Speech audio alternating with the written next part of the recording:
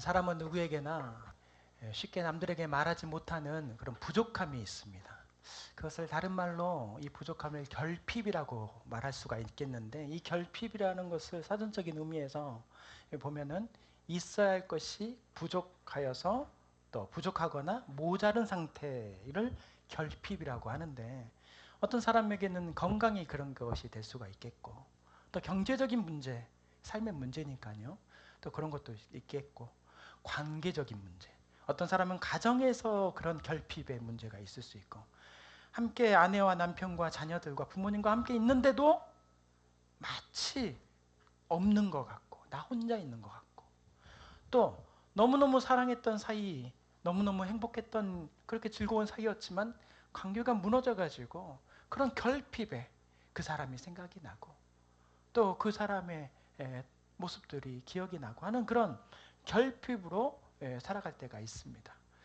그래서 다른 사람들과 비교해서, 지금 현재 자신을 비교해서 내가 이것만 조금 좀 있었으면, 또 내가 이것만 또 잘했다면 내 인생도 훨씬 좋아졌을 텐데 라는 생각을 가지면서 살아갈 때가 참 많습니다.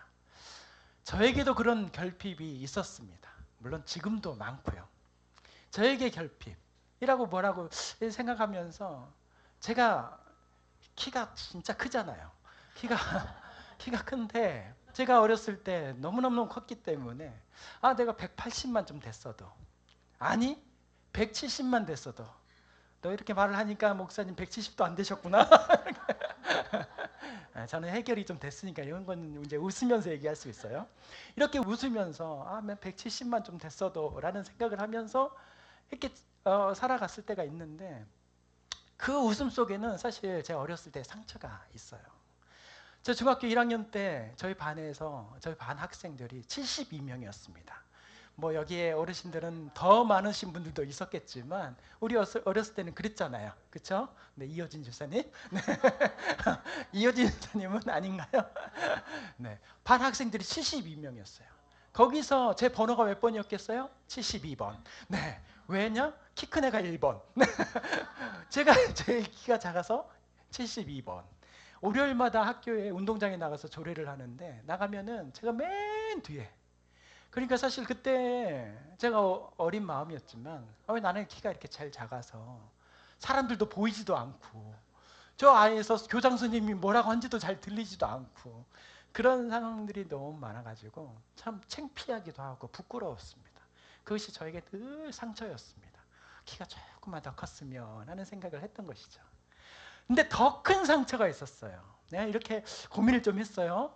이거를 얘기할까 말까. 그런데 또 아시는 분들도 있고, 그래서 저에게 더 큰 결핍의 문제가 있었었는데, 그것이 뭐냐? 네, 큰 콧구멍이었어요. 네.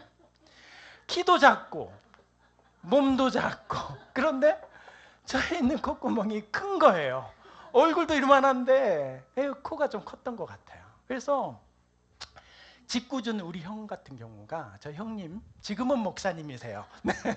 얼마나 짓궂었든지 어느 날 저한테 500원을 갖고 오셔서 동전 500원짜리 갖고 와서 한번 넣어봐라 이렇게.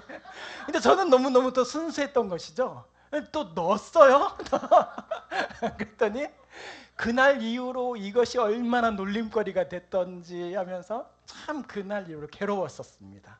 그래서 이 큰 코가 저에게는 좀 많이 힘들고 부담스러웠어요. 네. 지금은 아닌 것 같죠? 네.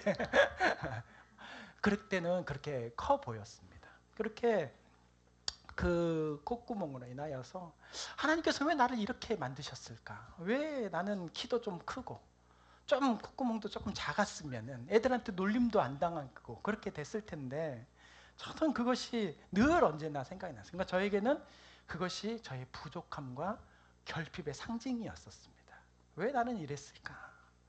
그런데 세월이 지나고 흐르고 나니까, 하나님의 그 부르심에 따라서 이게 목회를 하다 보니까 저의 그런 부족함과 결핍이 제가 생각지도 못한 것을 통하여서 깨닫게 되었습니다. 어떻게 깨닫게 되었냐?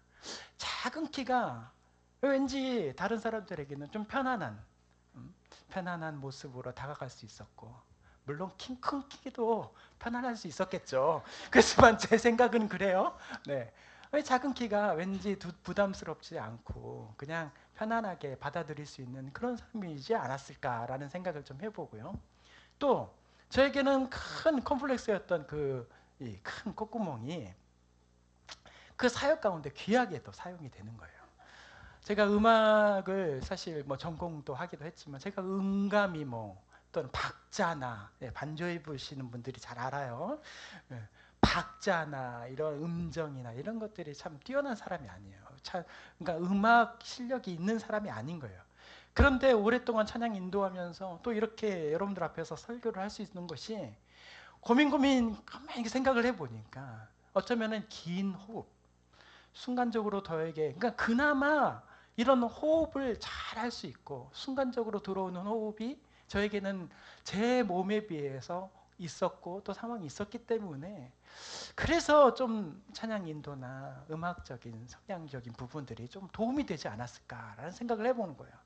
그러면서 제가 이렇게 돌이켜 보니까 제 결핍이 하나님 안에서 은혜 안에서 이렇게 귀하게 사용되는 것더라고요. 호흡이 좀 더 편안하니까 회복도 좀 빠르고 목은 금방 쉴 수도 있지만 금세 목이 다시 돌아와서 찬양하고 또 여러 가지의 활동들을 하는데 도움이 되었던 것 같습니다. 우리는 남들과 비교하면서 결핍을 느낍니다. 그런 결핍에 한번 빠져들고 그런 생각으로 가득 차면은 나를 향한 하나님의 은혜와 사랑, 나를 향한 또 하나님의 뜻과 계획은 다 사라져 버립니다. 결핍만 보게 되기 때문에 그렇습니다. 내게만 없는 것 같고 왜 하필 나에게 이런 일이 생기는지 고민하고 또 점점 낙심해지고 그로 인해서 원망하게 됩니다. 스스로도 원망하고 주변 사람, 부모님도 원망하고 또 함께 있는 사람들을 원망하기 시작하는 거예요. 오늘 우리에게 주신 이 출애굽기 15장 말씀에 바로 거기에 나오는 이스라엘 백성들이 그랬습니다. 그들은 하나님의 은혜와 사랑 또 하나님의 뜻과 계획 가운데서 그 무시무시했던 홍해를 건너는 기적을 경험했고 또 이제 하나님께서 약속해 주신 땅 가나안 땅을 향하여서 이제 순탄하게 걸어갈 것을 기대했습니다. 그런데 그들 앞에 놓인 것은 편안하고 완전하신 그 하나님의 인도하심이 아니라 점점 커져가는 결핍, 그 결핍을 만나게 된 것입니다. 첫 번째는 수르 광야를 만나게 되었고 그 다음엔 더 나아가서는 사흘 동안 물을 먹지 못하는 그런 환경 가운데 광야를 만나게 되었고 또 그 물 다음에 그 물을 또 새롭게 만났는데 그것이 마실 물이 아니라 쓴물, 마라를 만나게 된 것이죠. 불가능한 홍해를 건넜던 그 승리의 노래가 점점점 심해지는 그 결핍으로 인하여서 어느새 원망의 소리로 바뀌게 되었고 또 그들의 마음엔 계속 그 결핍 속에서 흔들리기 시작했습니다. 애굽의 처절한 종살이를 벗어나서 이제는 그런 불가능한 홍해까지 건너게 되었고 이제는 좋은 일만 이어질 것이다라고 생각을 했었는데 그러나 현실은 생각지도 못했던 부족함과 결핍의 연속이 되어버린 것이죠. 왜 하나님은 이 이스라엘 백성들, 당신의 백성들을 곧바로 가나안 땅으로 보내지 않으시고 왜 이 광야로 가게 하셨을까? 왜 평안하고 충만한 그런 완전한 은혜를 충분히 주셨을 수 있는데 그렇게 홍해의 승리처럼 완벽한 마른 땅의 은혜를 주실 수 있었을 텐데 왜 결핍의 마라로 인도하셨을까? 오늘 우리 주시는 말씀을 통하여서 하나님께서 왜 우리에게 결핍을 주시는가? 또 그 결핍 안에서 우리는 무엇을 붙들고 살아가야 될 것인가? 또 그 결핍을 통하여서 하나님은 무슨 말씀을 우리에게 하고 계시는가? 이것을 함께 나누기를 소망합니다. 그래서 결핍에서 충만으로 어쩌면 대역전, 대드라마와 같은 그런 상황들이 우리 인생에 저뿐만 아니라 우리 모두에게 펼쳐지기를 소망합니다. 자, 그러면 왜 하나님은 우리에게 결핍을 허락하셨을까? 이스라엘 백성에게는 앞에 보면은 건널 수 없는 홍해가 있었고 뒤에 보니까 자기들을 죽일 듯 쫓아오는 애굽 군대들이 다가오고 있었습니다. 그런데 하나님께서는 그 홍해를 가르셔서 마른 땅으로 인도하셨고 쫓아오던 애국 군대들을 그 홍해물에 다 수장시키면서 멸망시키면서 이 이스라엘 백성들을 구원하셨습니다. 아마 이스라엘 역사상 성경 66권에 뿐만 아니라 지금까지 하나님은 모든 역사를 통틀어서 가장 드라마틱하고 가장 놀라운 구원의 역사가 바로 홍해 사건이었던 것이죠.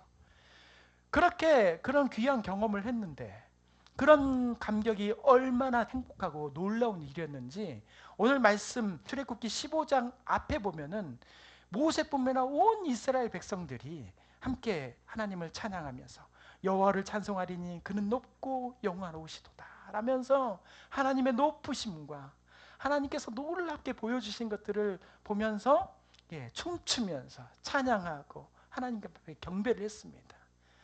그런데 그것도 잠시 잠깐이었어요. 감격이 오래가지 않았습니다. 본문 22절 말씀 같이 한번 읽어보겠습니다. 모세가 홍해에서 이스라엘을 인도하며 그들이 나와서 수르 강으로 들어가서 거기서 사흘길을 걸었으나 물을 얻지 못하고. 아멘. 이스라엘 백성들은 이제 홍해를 건넜으니까 이제 가나안 땅을 향해서 순조롭게 갈 거라고 생각을 했는데 또 더 이상 두려움도 없고 이제는 부족함이 없겠다.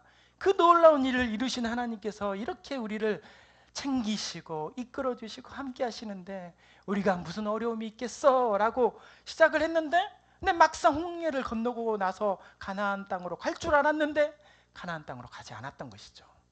승리 뒤에는 광야가 있었고 풍성한 하나님의 은혜 다음에는 갈증이 있었고 만족이 아니라 결핍이 있었습니다. 왜 이스라엘 백성들을 하나님께서는 광야로 인도하셨을까? 갈 길을 몰라서 하나님이 길을 몰라서 그들을 그렇게 인도하셨을까? 아니면 필요가 이 사람들에게는 이런 것들은 필요 없어 라고 생각하셔서 물을 주지 않으셨을까? 라는 생각을 해보는 거죠. 그런데 결코 하나님은 그들의 필요를 모르지 않았다는 사실입니다. 하나님께서는 그들이 마라 땅에 도착할 것을 잘 알고 있으셨고 하나님께서는 그들에게 물이 필요하다는 것도 잘 알고 있었습니다. 예수님께서도 마태복음 6장 32절에 보면은 이런 말씀이 나와요. 너희 천부께서 이 모든 것이 너희에게 있어야 할 줄을 아시느니라.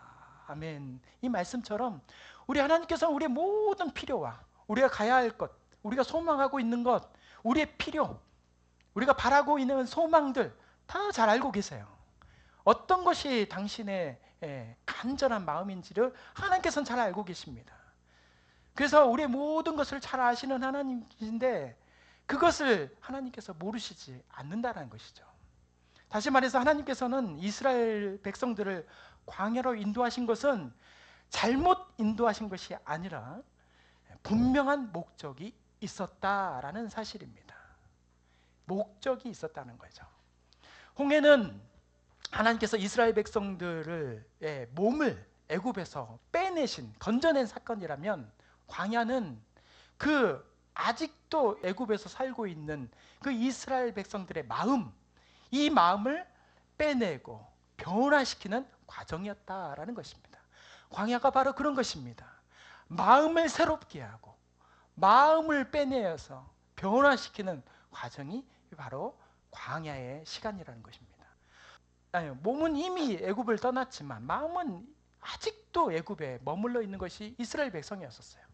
작은 어려움만 생기면 다시 애굽을 그리워하고 아니 예전에 애굽에 살았을 때 나는 이런 것이 다 풍족하고 부족함이 없었는데 막상 하나님의 말씀을 따라 나와 보니 이것도 부족하고 저것도 부족하고 이것도 안 되고 저것도 안 되고 그런 상황들을 보게 되는 것이죠.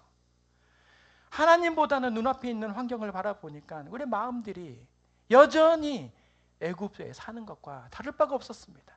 그래서 하나님께서는 광야를 통하여서 그들의 몸과 마음을 빼내시고 변화시키기 위하여서 하나님께서는 그러한 일들을 이루셨다라는 것입니다.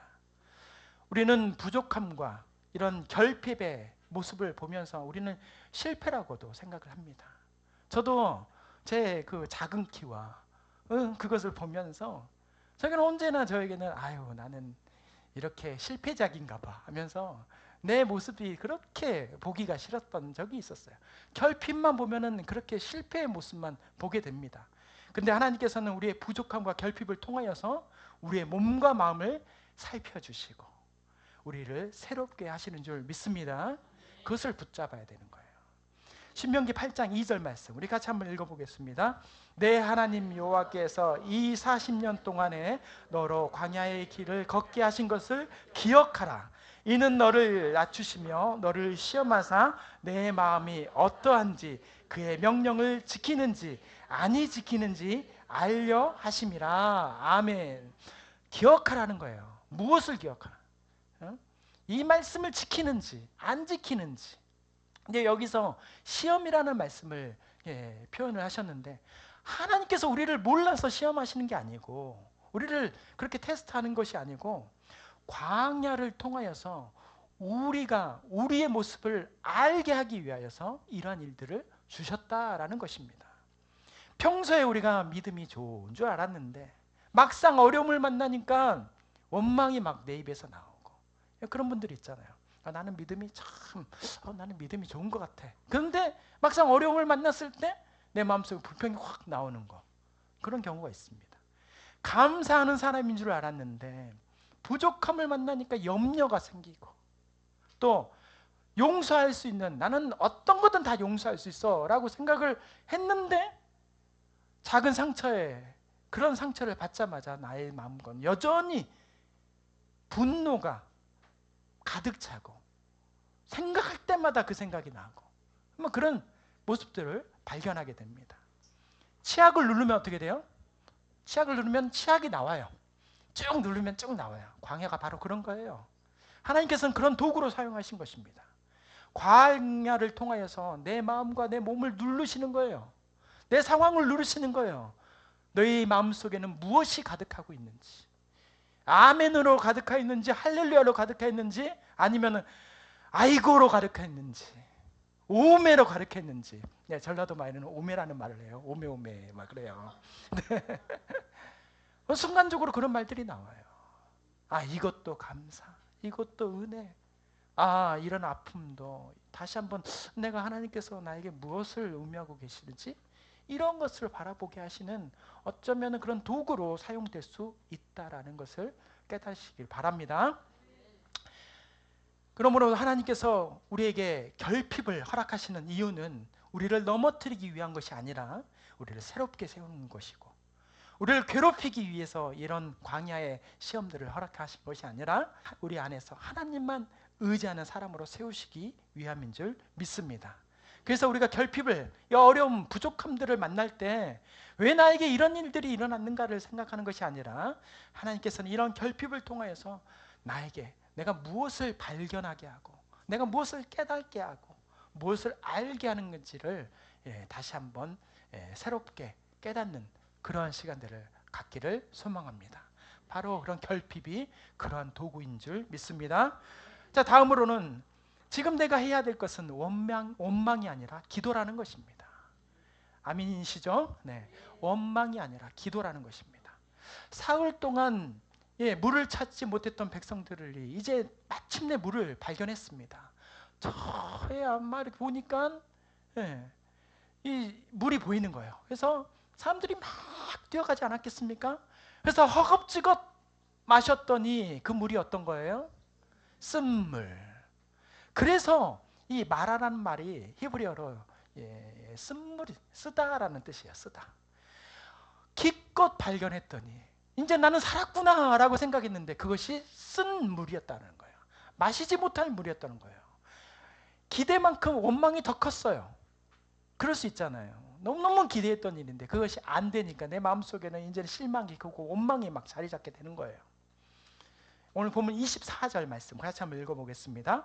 백성이 모세에게 원망하여 이르되 우리가 무엇을 마실까 하며 원망하면서 이렇게 내가 무엇을 마실까? 이것을 나에게 주다니 이제 막 원망하기 시작한 거예요. 근데 여기서 이스라엘 백성들이 원망했다는 사실만 보는 것이 아니라 그들이 누구를 향하여서 말하고 있는지를 우리는 이 말씀을 통해서 봐야 되는 거예요. 그들은 하나님이 아니라 모세를 향하여서 불평했다는 거예요. 하나님을 바라보지 않고 인간 모세를 바라봤다는 것입니다. 하나님이 아니라 눈앞의 현실, 모세, 이런 자기와 같은 사람, 그런 모세만 보니까 믿음이 불안으로 바뀌고 기도보다는 원망으로 바뀌고, 그렇게 그런 원망과 불평이, 불안이 입에서 나오는 거예요. 아무리 멋진 목사여도 저만 보면은 원망이 나옵니다. 네. 저도 사람이니까. 저한테 실망하세요. 아, 목사가 어떻게 저럴 수가 있어. 사람을 바라보면 그렇습니다. 그렇지만 하나님을 바라보면 그렇지 않은 줄 믿습니다. 하나님을 바라봐야 되는 거예요. 그래서 곧바로 이어지는 말씀, 본문 25절 말씀에는 이런 말씀이 나와요. 이스라엘 백성들과 전혀 다른 말씀, 모세가 여호와께 부르짖었더니, 이런 말씀이 나와요. 이 말씀, 이 짧은 말씀이지만 모세가 여호와께 부르짖었더니, 이 말씀은 원망이 소망으로 바뀌는 말씀이고요, 그리고 결핍이 충만으로 바뀌는 말씀이고, 우리 인생 가운데서 대반전과 대역사가 일어나는 그런 말씀인 줄 믿습니다. 모세가 여호와께 부르짖었더니, 그렇게 원망하는 이스라엘 백성들을 바라보면서 말하는 것이 아니고 그 원망의 소리를 들었을 때 모세는 하나님을 바라봤다는 것입니다. 모세도 이스라엘 백성들도 광야의 사흘길을 걸었어요. 이스라엘 백성들만 건 게 아닙니다. 또 백성들도 목이 말랐지만 모세도 목이 말랐어요. 똑같이 기대하고 소망했는데 쓴물 마라를 만나게 되었습니다. 그런데 그런 현실과 상황 속에서 이 백성과 모세의 차이점이 있어요. 이스라엘 백성들은 모세를 바라봤고 모세는 하나님을 바라봤다는 것입니다. 이스라엘 백성은 원망을 선택했고 모세는 기도를 선택했다는 것입니다. 이게 바로 믿음의 차이인 거예요. 다른 게 차이가 아니에요. 그 상황 속에서, 어려운 상황 속에서, 안 되는 상황 속에서, 광야의 길 가운데에서 어떤 것을 선택하고 바라보느냐, 이것이 우리 가운데 중요한 것입니다. 같은 현실과 같은 상황 속에서 하나님을 바라보고 기도하고 선택하는 그런 차이, 이것이 바로 오늘 우리에게 주시는 하나님의 말씀. 이스라엘 백성들에게만 말씀하시는 게 아니고 바로 지금 우리에게 말씀하시는 거예요. 그것을 알게 하시고 보게 하시고 깨닫게 하시는 줄 믿습니다.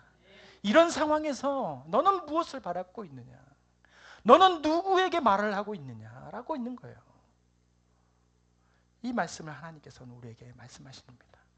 원망은 문제만 바라보게 하지만 기도는 문제 위에 계신 하나님을 바라보게 합니다. 원망은 사람을 그 문제 속에 가두게 합니다. 계속 원망은 원망을 낳아요. 절대 변하지 않습니다.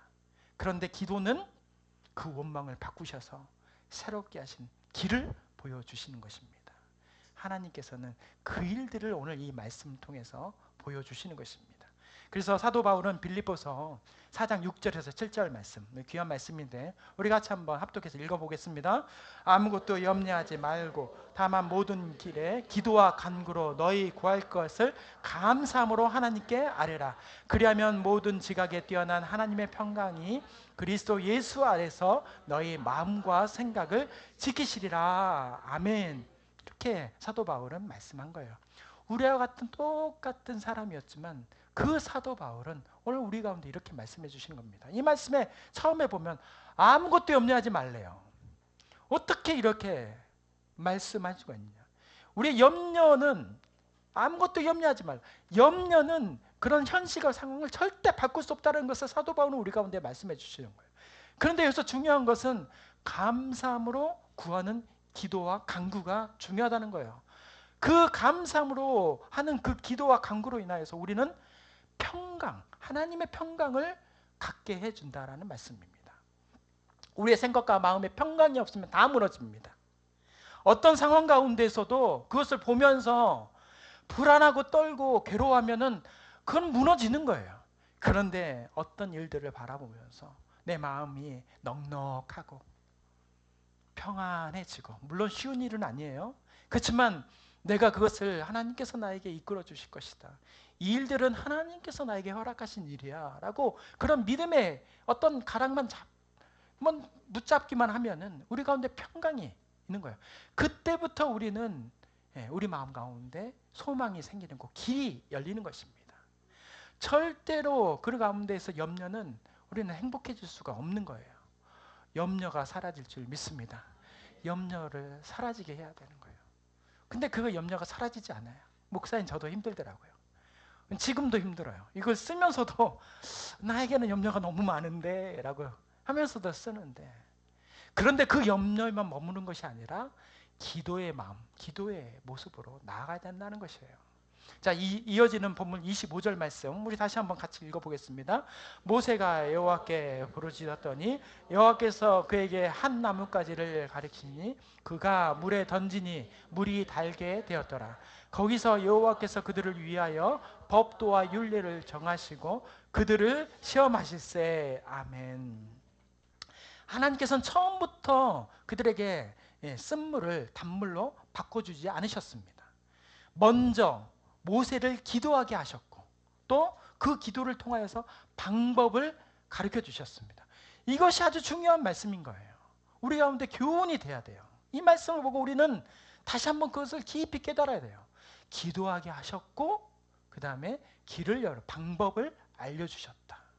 이게 하나님께서 우리에게 주시는 은혜인 거죠.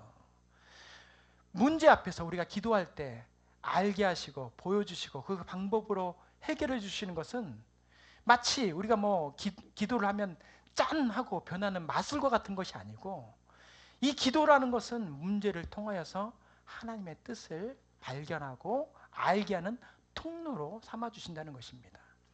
우리 앞에 문제가 있으면 그 문제를 통하여서 금세 변하기를 바라면서 나가는 것이 우리 마음들인데, 근데 하나님은 절대 그렇게 만들어주지 않는 거예요. 이게 하나님의 뜻과 방법이 아니라는 거예요. 하나님의 방법은 먼저 하나님 앞에서 부르짖게 만드시고 그 다음에 너의 한 나뭇가지를 던지라 방법을 가르쳐 주십니다. 문제 속에서 기도하고 행동하라 말씀하시는 거예요. 그 문제 안에서 기도를 하고 알려주시는 또 깨닫게 해주시는 느껴지는 그런 하나님의 이 마음대로 행동을 하라 말씀해 주시는 것입니다. 그런데 여기서 행동할 때 더 중요한 것이 있어요. 기도하고 아무렇게나 행동하는 것이 아니라 여기서 한 나뭇가지가 상징하는 것이 있어요. 이 한 나뭇가지라는 것은 바로 예수 그리스도의 십자가를 의미하는 것입니다. 그러니까 우리가 기도하고 행동하는 데 있어서 예수 그리스도의 십자가가 빠져서는 안 된다는 겁니다. 우리 가운데 기도하고 행동하는 것에 문제가 여전히 있다라고 생각하시는 분들 깨달으셔야 돼요. 내 안에 예수 그리스도의 십자가가 없구나. 왜 나는 이것이 해결이 안 될까? 왜 이것이 변하지 않을까? 나는 기도했는데, 난 이렇게 행동했는데 왜 결과는 이럴까? 바로 예수 그리스도의 십자가가 없어서 그런 거예요. 우리의 생각과 마음속에 중심에 십자가가 없어요. 내 욕심만 있어요. 내 기대만 있어요. 내 소망만 있어요. 그렇기 때문에 그 일이 안 되는 거예요. 그렇기 때문에 우리의 생각대로 안 되는 거예요. 하나님께서는 이 얘기를 한 나뭇가지를 던져라 라고 말씀하시면서 해주시는 말씀입니다. 저와 여러분들 마음 가운데 예수 그리스도의 십자가 있기를 소망합니다. 그 일들 가운데 예수님이라면 어떻게 하셨을까라는 책의 어떤 제목처럼 예수님께서는 이 순간에 어떻게 하셨을까? 예수 그리스도의 십자가를 생각하고 사랑과 희생, 용서를 바라보면서 우리가 그 일들을 해나간다면 반드시 그 기도는 응답될 수밖에 없는 거예요. 하나님께서는 우리 가운데 그렇게 해주십니다. 예수 십자가, 사랑과 희생을 믿음으로 던져보시면 반드시 그 마라의 쓴물은 여러분들이 기대하고 소망하는 단물로 바뀌어 있는 줄 믿습니다. 하나님의 섭리예요. 하나님의 은혜가 바로 이런 것입니다. 자, 마지막으로 하나님은 결핍이 끝이 아니라 반드시 충만으로 인도해 주신다는 것입니다. 결핍이 끝이 아니에요. 마라가 끝이 아니에요. 충만으로 인도해 주신다는 것입니다.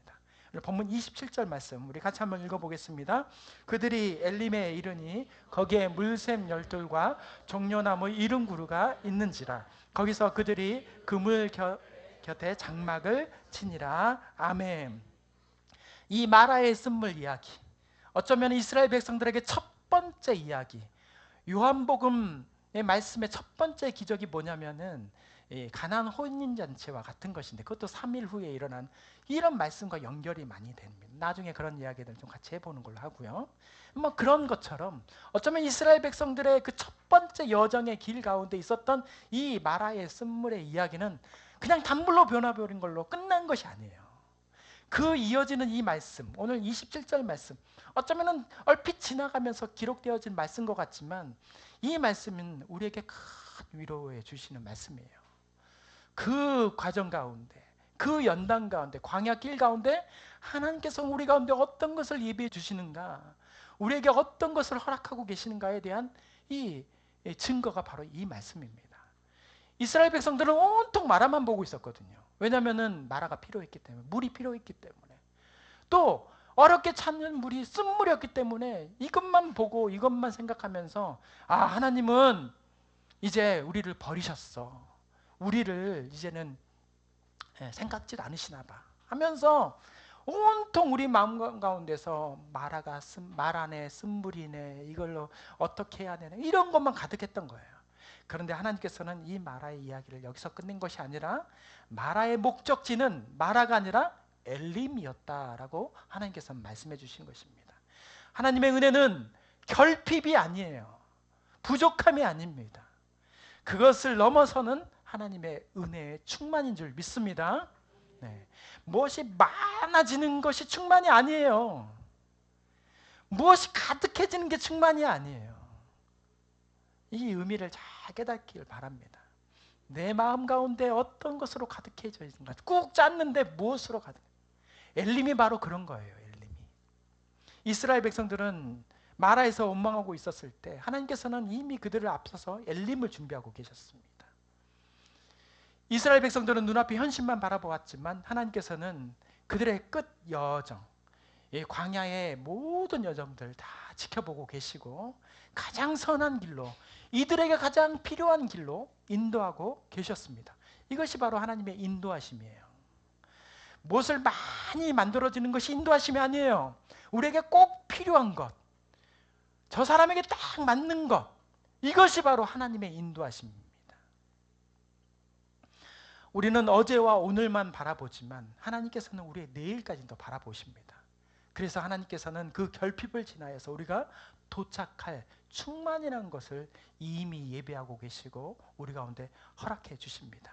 그래서 오늘 이 27절의 말씀에 보면 이 엘림의 가운데 두 가지가 나오는데, 하나는 열둘 셈이라는 것이 나옵니다. 근데 이 열둘 셈을 자세히 보면은 셈이 12개라는 거예요. 이 의미는 무엇이냐면 이스라엘 백성들의 지파가 12지파였습니다. 그들에게 딱 맞는 물을 허락해 주셨다는 거예요. 13개도 준비 안 하시고 24개도 준비 안 하시고 11개만 준비하신 것도 아니고 12지파가 자신들에게 가장 맞는, 부족하지도 않고 과하지도 않고 넉넉하게 충만하게 채워줄 수 있는 12셈, 그것을 하나님께서는 그 이스라엘 백성들에게 주셨다. 이게 엘림의 은혜인 것이에요. 가정이 바로 그런 것입니다. 나는 가정이 왜 이래? 남들 가정에 보면 그렇게 행복하고 뭣도 충만하고, 아니에요. 바로 엘림의 축복, 열둘셈의 축복이 여러분의 가정에 있는 것입니다. 너무너무 정확하게 맞기 때문에 하나님께서 그 가정을 허락해 주신 것입니다. 내 남편은 왜 이렇게 성격이 저와 다른지 모르겠어요. 나는 이렇게 온순한데 저 사람은 저렇게 싸납고, 나는 이것도 좋은데 저 사람은 그렇게 이것도 꼼꼼하고. 안 그래 봐요.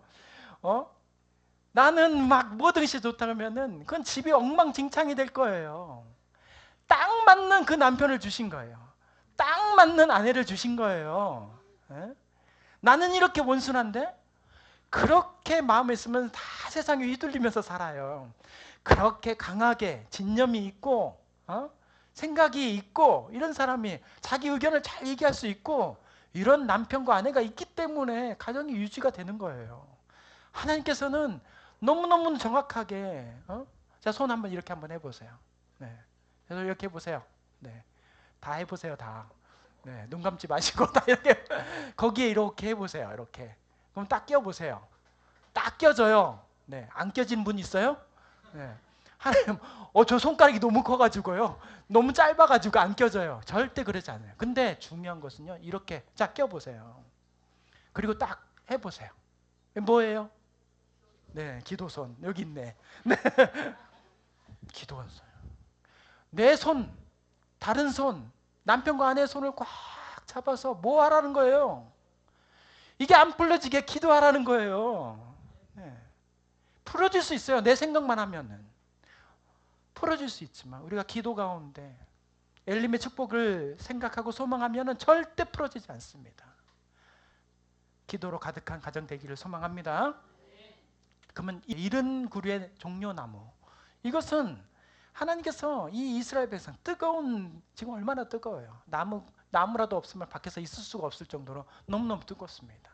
이른 구의 나무를 허락해 주셨다는 거예요. 숫자가 주는 의미가 있는 거예요.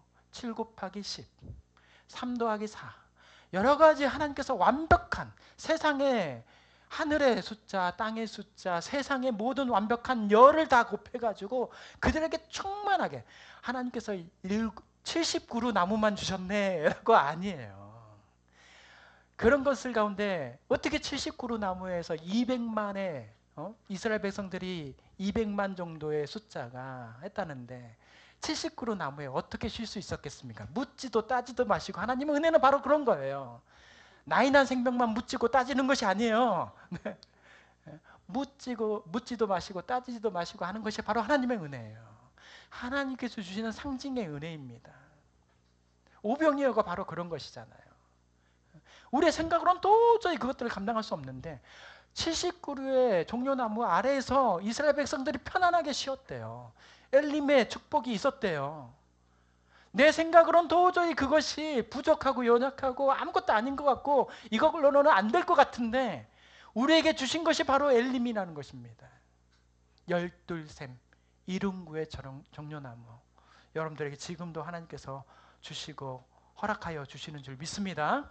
시편 23편 2절 말씀 우리 같이 한번 읽어보겠습니다.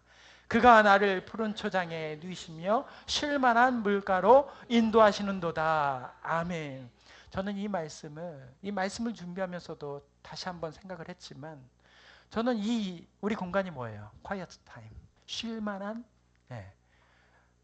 quiet 원래는 water라고 되어 있는 이 쉴만한 물가라는 것인데, 저는 이 quiet time이라는 이 곳이 바로 이와 같은, 하나님께서 그가 나를 푸른 초장에 누이시고 쉴만한 물가로 인도하시는도다라는 이런 말씀의 은혜처럼 우리 별빛교회에게 주시는 하나님의 놀라운 은혜의 자리인 줄 믿습니다. 여러분들이 양은 자기들이 가야 될 것을 잘 알지 못해요. 지금 하나님께서는, 우리 예수님께서는 너무너무 잘 알고 계십니다. 우리의 목자 되시기 때문에 그렇습니다.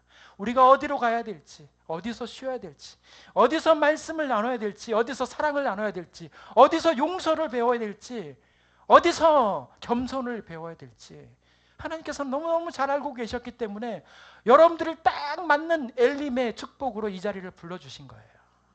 이 자리에서 사랑과 용서와 겸손과 섬김과 나눔을 배우셔야 됩니다.